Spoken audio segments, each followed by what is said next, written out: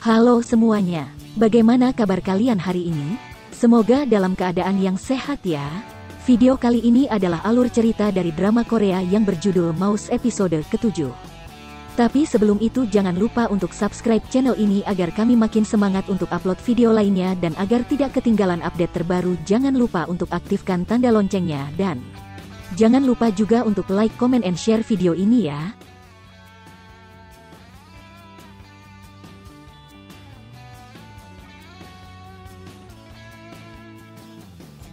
Sekarang kita lanjut ke videonya.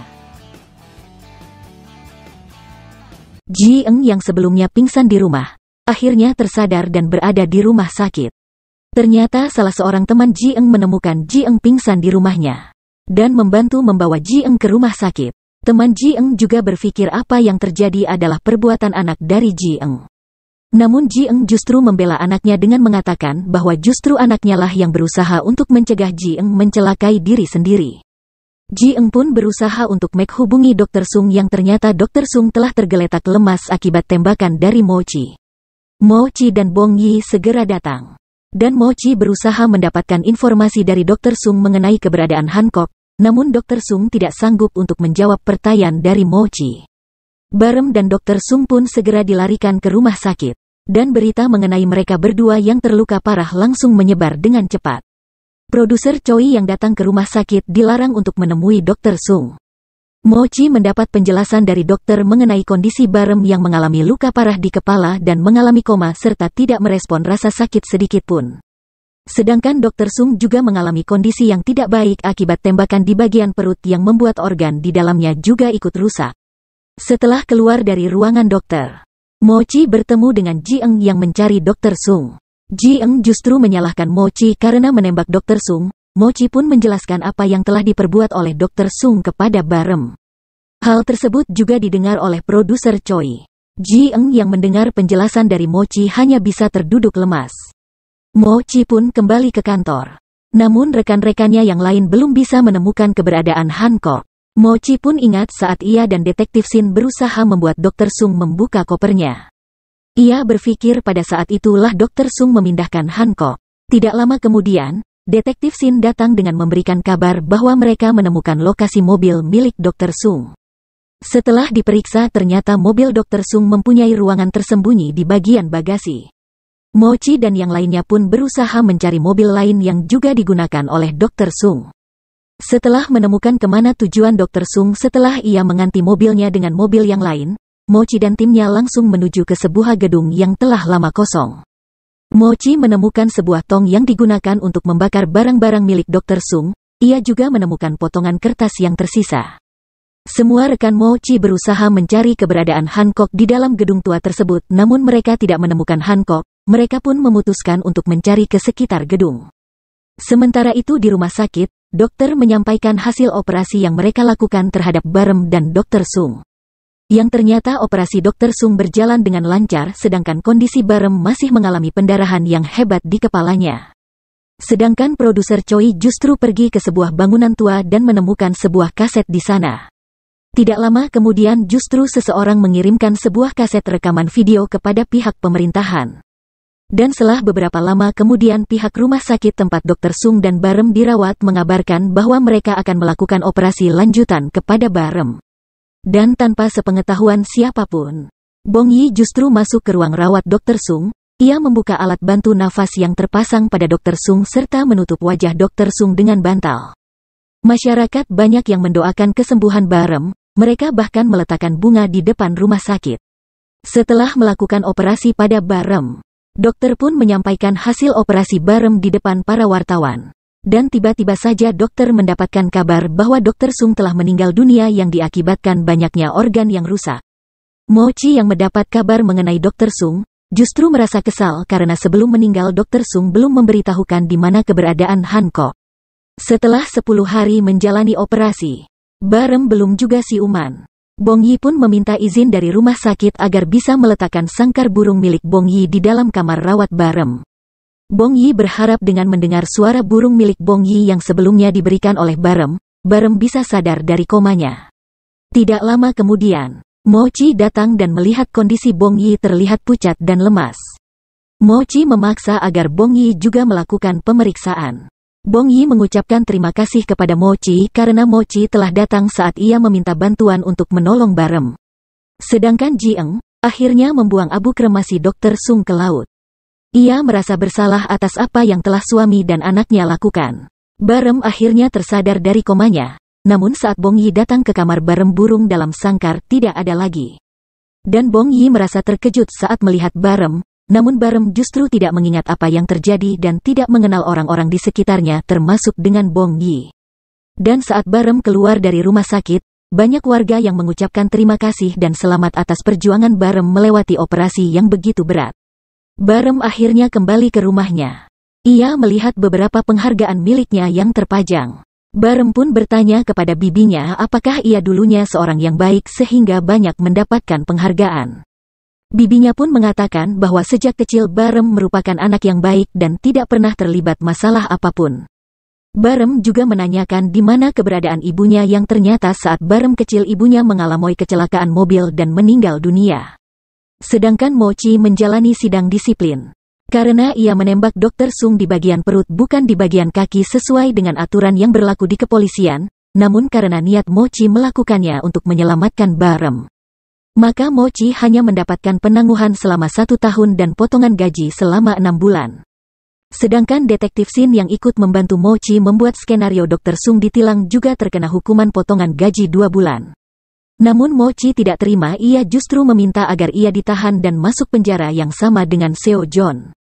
Sementara itu, produser Choi yang hamil anak dari Dr. Sung justru melakukan operasi untuk menggugurkan kandungannya. Polisi pun melakukan konferensi pers untuk mengumumkan bahwa pelaku pembunuhan perantai selama ini adalah Dr. Sung. Dongko membantu Barem untuk membersihkan barang-barangnya karena bibi Barem meminta Barem untuk pindah dan tidak lagi tinggal sendirian. Namun Bong Yi hanya melihat Barem dari jauh. Karena Barem sama sekali tidak mengingat Bong Yi. Mochi mendatangi rumah tahanan untuk melihat seorang pelaku pembunuhan Kang Duksu yang pernah ia tangkap akan dibebaskan karena telah selesai menjalani hukumannya. Mochi juga memberi peringatan kepada Kang Duksu untuk tidak lagi melakukan perbuatan yang sama. 1 tahun berlalu, akhirnya Mochi mendapat kabar bahwa ia bisa kembali bertugas. Sementara itu detektif Shin bertugas selama 1 tahun di kantor polisi Pyongan. Sedangkan Barem akhirnya ditugaskan di kantor polisi Pyongan untuk menggantikan detektif Shin yang akan kembali bertugas di tempat lamanya. Ternyata Barem kembali bertugas hanya untuk kepentingan pemerintah yang ingin membuat citra baik di mata masyarakat dengan membuktikan bahwa Barem telah pulih dan bertugas kembali sebagai polisi. Agar partai yang berkuasa saat ini bisa kembali terpilih di pemilihan umum selanjutnya. Padahal yang sebenarnya kondisi Barem belum 100% pulih. Hal itu disampaikan oleh salah satu rekan detektif Shin di kantor polisi Pyongan kepada detektif Shin namun tanpa sepengetahuan Barem. Detektif Shin pun mengajak Barem untuk berkeliling. Namun saat melihat poster kandidat presiden Barem meminta untuk menepi. Ternyata Barem melihat poster salah satu kandidat presiden yang dicoret. Ia berusaha membersihkan dengan alasan bahwa ia menyukai kandidat tersebut dan akan memilihnya di pemilu nanti. Hal itu membuat detektif Shin senang karena kandidat tersebut merupakan ayah dari detektif Shin. Namun tiba-tiba saja seseorang berteriak karena tasnya dicuri oleh seorang pengendara motor. Detektif Shin pun mengejar dan meminta Barem untuk menunggu di mobil. Namun ternyata Barem justru ikut mengejar pelaku. Akhirnya Barem berhasil menangkap pelaku namun di dekat lokasi Barem menangkap pelaku Barem justru melihat jenazah ditumpukan jerami. Tetapi saat melihatnya Barem justru memiliki perasaan yang aneh. Ternyata Mochi bertugas bersama dengan seorang polisi yang dulu menangani kasus Seo John. Yang kini menjadi senior Mochi di kepolisian. Awalnya Mochi tidak ingin bertugas di bagian penyimpanan barang bukti. Namun polisi tersebut mengatakan bahwa posisi Mochi saat ini merupakan peluang yang bagus untuk Mochi melakukan apa yang selama ini Mochi inginkan. Karena Mochi akan bertugas mengamankan barang bukti di TKP dan ia akan dibekali dengan senjata. Polisi tersebut juga mengatakan bahwa ia sebenarnya ingin melakukan apa yang ingin Mochi lakukan namun ia masih harus mengurus istrinya. Polisi lainnya akhirnya datang untuk memeriksa jasad yang ditemukan oleh Barem. Polisi menduga bahwa jasad tersebut merupakan korban pencurian karena tidak ditemukan barang berharga milik korban. Namun Barem mengatakan bahwa hilangnya barang berharga milik pelaku hanyalah sebuah tipuan. Setelah dicek kembali polisi pun setuju dengan pendapat Barem. Bahkan detektif Sin mengatakan bahwa bisa saja pelakunya adalah orang terdekat, namun lagi-lagi Barem membantah. Namun dengan cepat detektif Sin meminta agar Baruam untuk tidak lagi berkomentar. Saat sedang merapikan dokumen dan barang bukti, Mochi menemukan barang bukti dari kasus Seo John yang mencelakai orang tua Mochi. Mochi kembali teringat saat ia dan keluarganya akan berkemah. Ia ingat bahwa Mochi sendirilah yang memaksa keluarganya untuk tetap berkemah walaupun perkemahan sedang ditutup karena badai salju. Mochi juga menemukan kalung milik ibunya dalam tumpukan barang bukti tersebut. Tidak lama kemudian, senior Mochi kembali dan meminta Mochi untuk merapikan barang bukti lainnya. Mochi pun meminta agar ia diberi rekan untuk bekerja sama merapikan banyak dokumen dan barang bukti. Namun seniornya justru meminta agar Mochi mencari sendiri orang yang cocok untuk menjadi rekannya. Barem pun datang untuk menjenguk Cikok yang masih dalam keadaan koma di rumah sakit. Barem berusaha menguatkan ibu Cikok yang merasa sedih melihat Cikok masih terbaring dan belum sadarkan diri. Setelah itu Barem bertemu dengan Dongko di sebuah restoran. Dongko memberikan Barem undangan pernikahannya. Dongko juga mengatakan bahwa ia berharap Bong Yi juga bisa hadir, namun mereka tidak mengetahui di mana keberadaan Bong Yi saat ini. Ternyata Barem sampai saat ini masih belum bisa mengingat Bong Yi. Barem pun menceritakan bahwa ia merasa jantungnya berdebar kencang saat melihat mayat yang ia temukan.